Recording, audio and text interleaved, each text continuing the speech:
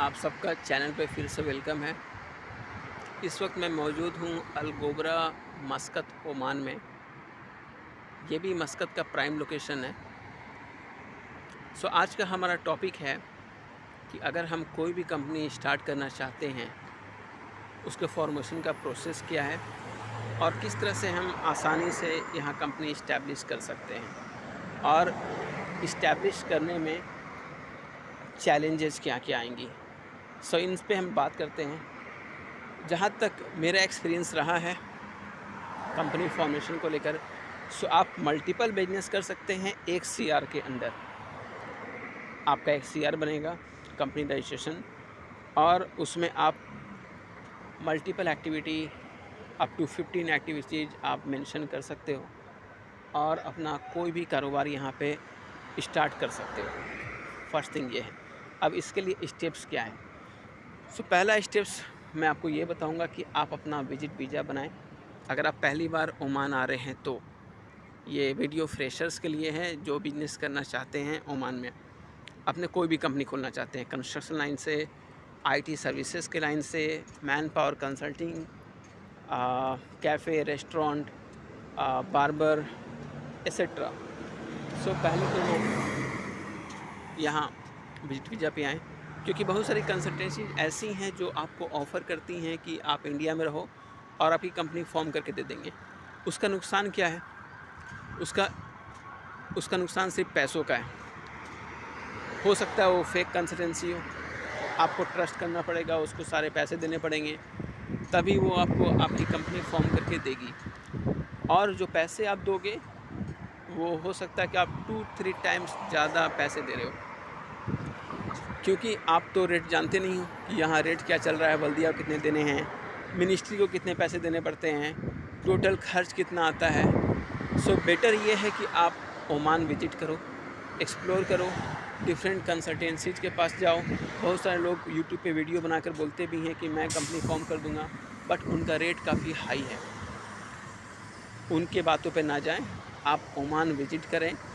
अगर आप डिस्परेट हैं कंपनी फॉर्म करने के लिए, तो ओमान में आप विज़िट करने के बाद आप डिफरेंट कंसल्टेंसीज़ को विज़िट करें, उनसे पता करें कि रेट क्या चल रहा है, उनका रेट क्या है और कंपनी फॉर्म करने के बाद वो क्या-क्या मुझे देंगे।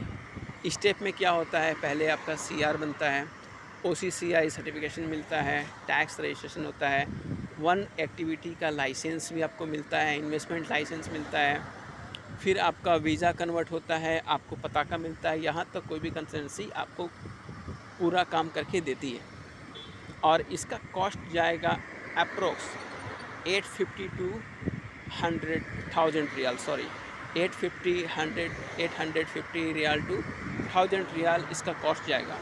बहुत लोग आपसे 1200, 1500, इवन 2000 टू 2500 तक वो रियाल ले लेते हैं।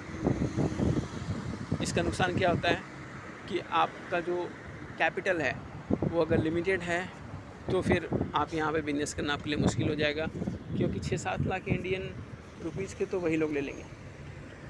ये प्रॉब्लम आती है इंडिया में बैठे-बैठे कंपनी फॉर्मेशन के लिए, और वन टाइम आपको विज़िट करना ही पड़ेगा एनी हाउ। आप एसपीसी बनाएं, सोलो प्रोप्राइटरशिप कंपनी या एलएलसी बनाएं पार्टनर्स के साथ।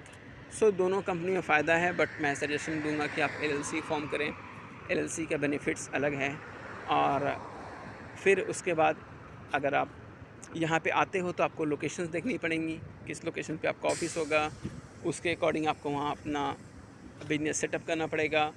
बल्दिया आएगी, इंस्पेक्ट करेगी और आपको मजूनिया मतलब वीज़ा दे देगी, इन्वेस्टर वीज़ा, और आप अपना कारोबार स्टार्ट कर सकते हैं। ये पूरा प्रोसेस है कंपनी फॉर्मेशन का। नेक्स्ट एपिसोड में हम बात करेंगे कि कितनी एक्टिविटी हमें मेंशन करनी चाहिए कंपनी में और डॉक्यूमेंट लेने का प्रोसेस क्या-क्या है। मोर इन्फॉर्मेशन के लिए आप हमारे चैनल को सब्सक्राइब करें और बने रहें बिहार के टेक लाल चैनल पर। Bye bye.